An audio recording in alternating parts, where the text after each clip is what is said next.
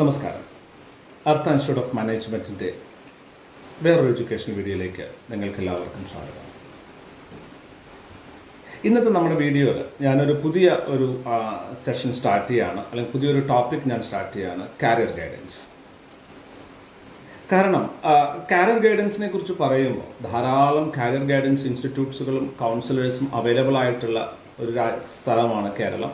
അത് അക്രോസ് ഇന്ത്യയും across the ഗ്ലോബും ധാരാളം കരിയർ ഗൈഡൻസ് സ്ഥലങ്ങളുണ്ട്. ഈ കരിയർ ഗൈഡൻസ് എന്താണ്, എന്തുകൊണ്ട് നമുക്ക് കരിയർ ഗൈഡൻസിൻ്റെ ആവശ്യമുണ്ട് എന്ന ഒരു കാര്യമാണ് ഞാൻ പറയാൻ പോകുന്നത്.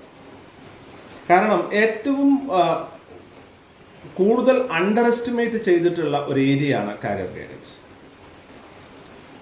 ഞാൻ ആയിരക്കണക്കിന് കുട്ടികളെ അക്രോസ് ഇന്ത്യ പഠിപ്പിച്ചിട്ടുണ്ട്,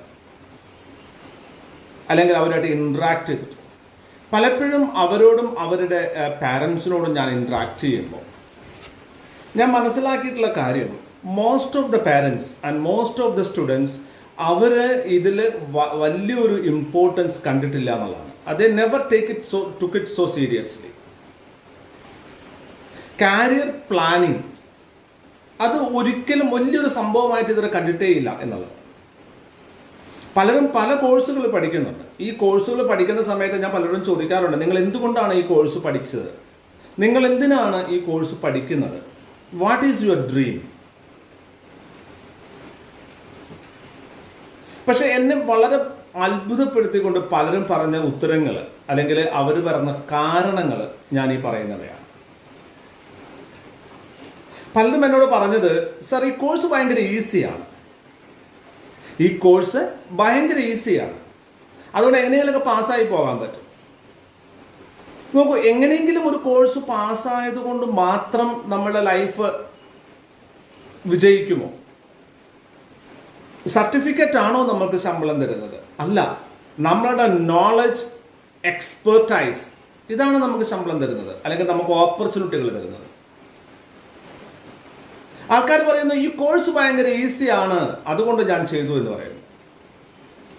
ചിലർ ഭയങ്കര അത്ഭുതപ്പെടുത്തിക്കൊണ്ട് പറയും, സർ ഞാൻ അങ്ങനെ വിചാരിച്ചിട്ടൊന്നുമല്ല, പക്ഷെ അപ്പുറത്തെ ചേട്ടനോ ഇപ്പുറത്തെ ചേച്ചിയോ അല്ലെങ്കിൽ ആ അങ്കിളോ ഈ അങ്കിളോ ഒക്കെ എന്നോട് ഇങ്ങനെ പറഞ്ഞു, അതുകൊണ്ട് ഞാനതിന് ചെയ്തു. കേട്ടോ, അവിടെയും പറയുന്നത് എന്താണ്, ട്രാഫിക് പോലീസിനെ പോലെ, സർ ഞാനിത് പ്ലാൻ ചെയ്തതല്ല, അപ്പുറത്തെ ചേട്ടൻ പറഞ്ഞതുകൊണ്ട് ചെയ്താ ഞാനിത്. somebody has told.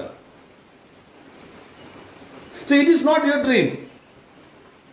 It is not your dream. Somebody has told you to do that. വേറൊരാൾ പറയണം നാളെ നിർത്തിക്കോ, നിങ്ങൾ നിർത്തുവോ? അങ്ങനെ ആയിരിക്കണോ നമ്മുടെ കരിയർ പ്ലാനിങ്? പലരും മറ്റു പല കോഴ്സുകളും ചെയ്യുന്ന സമയത്ത് എന്നോട് ചോദിക്കാറുണ്ട്, എന്തുകൊണ്ട് നിങ്ങൾ ഈ കോഴ്സ് സെലക്ട് ചെയ്തു? അവർ പറയും, മൈ പാരൻസ് സജസ്റ്റ്. ഞാൻ വളരെ അത്ഭുതപ്പെടുത്തിക്കൊണ്ട് പല സമയത്തും എന്നോട് പല പാരൻസും പറഞ്ഞിട്ടുണ്ട്, അല്ലെങ്കിൽ കുട്ടികൾ പറഞ്ഞിട്ടുണ്ട്, എൻ്റെ അച്ഛനും അമ്മയും ഈ കോഴ്സിനെ കുറിച്ച് കേട്ടിട്ടില്ല, അതുകൊണ്ട് ഞാൻ ഈ കോഴ്സ് ചെയ്യുന്നില്ല സാർ. എത്ര ബാലിശമായ ഒരു ആർഗ്യുമെന്റ് ആണത്. ഇപ്പം ഞാൻ കേൾക്കാത്ത ഒരു കാര്യം അത് വളരെ നല്ലൊരു കാര്യമാണ് എങ്കിൽ എൻ്റെ മക്കൾ ചെയ്യാൻ പാടില്ല എന്ന് എനിക്ക് പറയാൻ പറ്റുമോ? ഞാൻ പറയുമോ? എൻ്റെ അച്ഛനോ അമ്മയ്ക്കോ അറിയില്ലായിരുന്നു എന്നുകൊണ്ട് മാത്രം ഞാൻ ഈ കോഴ്സ് ചെയ്യാൻ പാടില്ലേ? ഞാൻ കമ്പനി സെക്രട്ടറി എന്ന് പറയുന്ന ഒരു കോഴ്സ് ചെയ്യാൻ വേണ്ടി 1994 തീരുമാനിച്ചപ്പോൾ എൻ്റെ അമ്മയ്ക്ക് ഈ കോഴ്സിനെ കുറിച്ച് ഒന്നും അറിയില്ലായിരുന്നു. അപ്പൊ മൈ പാരൻസ് ടോൾഡ്, ഈ കോഴ്സ് ചെയ്യൂ, ഞാനത് ചെയ്തു. അടുത്ത എക്സ്ക്യൂസ് ആണ്. വേറൊരു റീസൺ അതെന്താ വെച്ചാല്, സാർ എല്ലാവരും കൂടിയിട്ട് ഞങ്ങൾ ഇങ്ങോട്ട് പോവാണ്, അപ്പൊ എൻ്റെ കൂട്ടുകാരൊക്കെ ഈ കോഴ്സ് ചെയ്യണം, അപ്പൊ ഞാനത് ചെയ്തു. അപ്പൊ കൂട്ടുകാരൊക്കെ പോയിട്ട് ഒരു കിണറ്റ് ചാടിയാൽ ഞാൻ ഒപ്പം ചാടുന്നു, അത്രേ പറഞ്ഞുള്ളൂ. ഇതാണോ കരിയർ പ്ലാനിങ്ങിന്റെ ഒരു വഴി? എൻ്റെ കൂട്ടുകാരെല്ലാം ഈ കോഴ്സാണ് ചെയ്യുന്നത്, അതുകൊണ്ട് ഞാൻ ഈ കോഴ്സ് ചെയ്തു എന്നാണ് പറയുന്നത്. അങ്ങനെയാണോ നമ്മൾ ചെയ്യേണ്ടത്? ചില ആൾക്കാർ പറയും, എൻ്റെ നാട്ടിൽ ഇതൊക്കെ പഠിപ്പിക്കുന്നുള്ളൂ സാർ, ചില എൻ്റെ സ്ഥലം വളരെ ചെറുതാണ്, ഇവിടെ ഇതൊക്കെ പഠിപ്പിക്കുന്നുള്ളൂ, അതുകൊണ്ടാണ് ഞാനിത് പഠിക്കുന്നത്, അല്ലെങ്കിൽ ഇതിന് കോച്ചിങ് എനിക്ക് അവൈലബിൾ ആയത് ഇവിടെ പഠിച്ചേനെ. അപ്പോൾ കോച്ചിങ് സെന്റർ അല്ലെങ്കിൽ ഇതിന് പഠിപ്പിക്കുന്ന സ്ഥലം നിങ്ങളുടെ അടുത്തേക്ക് വരണം, നിങ്ങൾക്ക് അങ്ങോട്ട് പോകാൻ പറ്റില്ല. അടുത്ത ഒരു കാരണമാണ്.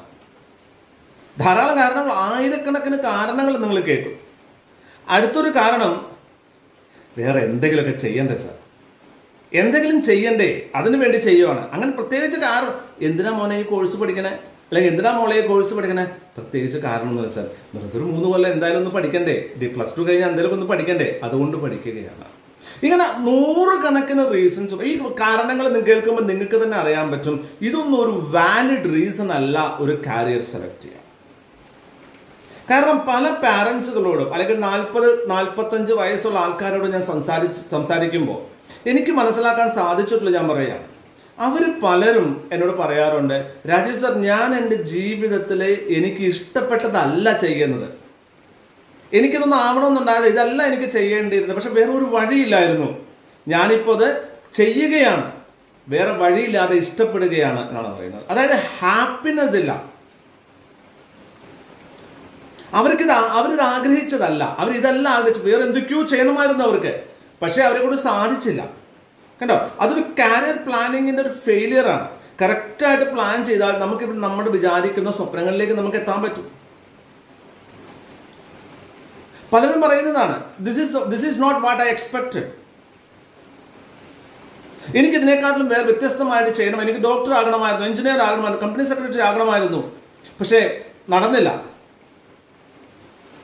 ഇത് തന്നെയാണോ അടുത്ത ജനറേഷനും പറയേണ്ടത് എന്ന് ആലോചിക്കേണ്ട സമയമാണ്. ഐ റിപ്പീറ്റ്, ഇത് തന്നെയാണോ നെക്സ്റ്റ് ജനറേഷൻ ആലോചിക്കേണ്ടത്?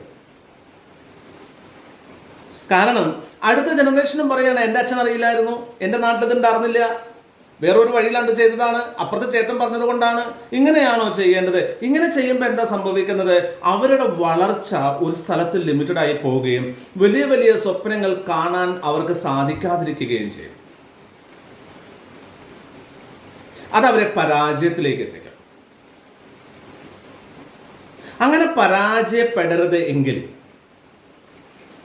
പരാജയപ്പെടരുത് എങ്കിൽ വിജയിക്കണമെങ്കിൽ നിങ്ങൾ എന്ത് ചെയ്യണം? പാരൻസ് ആണെങ്കിൽ മക്കളെ ശരിക്കും പറഞ്ഞാൽ ഒരു കാരിയർ പ്ലാനിങ് അവരെ പ്രേരിപ്പിക്കണം. കാരിയർ പ്ലാനിങ് എക്സസൈസ് ചെയ്യാൻ പ്രേരിപ്പിക്കണം. അതിന് വേണ്ടുന്ന എക്സ്പീരിയൻസ് ഉള്ള ആൾക്കാരെ കാണണം, അവരുമായി സംസാരിക്കണം. കുറച്ചൊക്കെ പൈസ കൊടുക്കേണ്ടി വരും. കാരണം എന്താണ്? Nobody do anything free. Carrier planning ഒരു പ്രോസസ്സാണ്. ശരിക്കും പറഞ്ഞാൽ കാരിയർ പ്ലാനിങ് എവിടെ നിന്നാണ് സ്റ്റാർട്ട് ചെയ്യേണ്ടത്?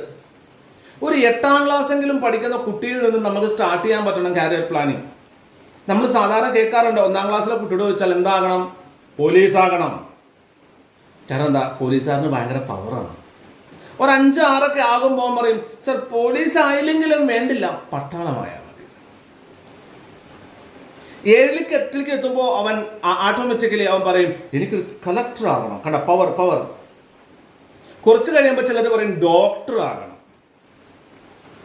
10ാം ക്ലാസ് കഴിയുമ്പോൾ പറയും, അച്ഛൻ പറയൂ, അമ്മ പറയൂ, ഞാൻ എന്ത് പഠിക്കണം.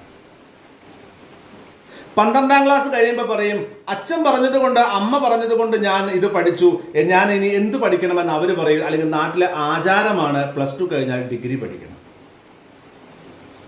ഡിഗ്രി കഴിഞ്ഞാൽ പറയും, ഞാൻ എന്തിനാണ് ഇത് പഠിച്ചതെന്ന് എനിക്കറിയില്ല എന്ന് പറയും.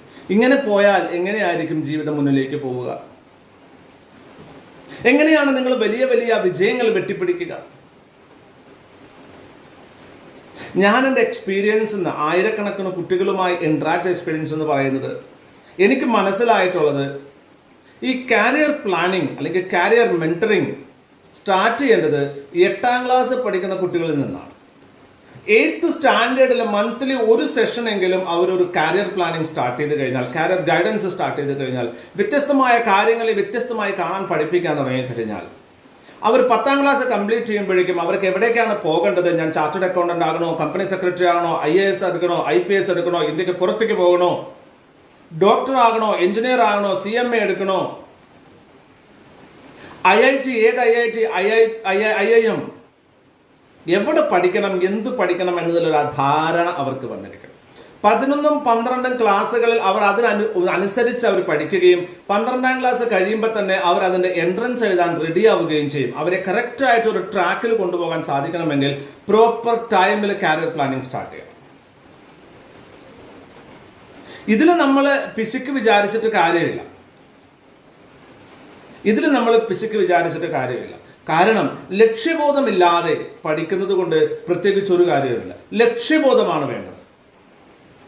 ഞാൻ എന്തിനാണ് പഠിക്കുന്നത്, എവിടെ എത്താനാണ് ഞാൻ പഠിക്കുന്നത് എന്നതിനെക്കുറിച്ച് നല്ല ധാരണ വേണം. ഞാൻ ഇതിൻ്റെ അടുത്ത സെഷൻസിൽ മറ്റുള്ള ടോപ്പിക്കുകളെ കുറിച്ച് ഡിസ്കസ് ചെയ്യും. എങ്ങനെയൊക്കെയാണ് കാരിയർ പ്ലാനിങ് ചെയ്യേണ്ടത്, ഓരോ കാരിയർ ഓപ്പർച്യൂണിറ്റീസ് എന്താണെന്നതിനെ കുറിച്ച് ഡിസ്കസ് ചെയ്യും. പക്ഷേ first of all I request all the parents and students take ഈ കാരിയർ പ്ലാനിങ് ഭയങ്കര സീരിയസ് ആയിട്ട് എടുക്കണം. ഇത് വളരെ സീരിയസ് ആയിട്ടുള്ളൊരു ടോപ്പിക്കാണ്, സീരിയസ് ആയിട്ടുള്ളൊരു ഏരിയയാണ്. അങ്ങനെ ഒരു നല്ല തീരുമാനം ഇത് കാണുന്നവർക്ക് എടുക്കാൻ സാധിക്കട്ടെ എന്ന് ആശംസിക്കുന്നു, എന്ന് പ്രതീക്ഷിക്കുന്നു. ഈ വീഡിയോ ഇഷ്ടപ്പെട്ടാൽ ലൈക്ക് ചെയ്യുക, ചാനൽ സബ്സ്ക്രൈബ് ചെയ്യുക. ഇത് ഇഷ്ടപ്പെടാൻ സാധ്യത, ഉപയോഗപ്പെടാൻ സാധ്യതയുള്ള ആൾക്കാർക്ക് ഇതൊന്ന് ഷെയർ ചെയ്ത് കൊടുക്കുക. അടുത്തൊരു വീഡിയോ വരേക്കും thank you very much. Wish you all the very best.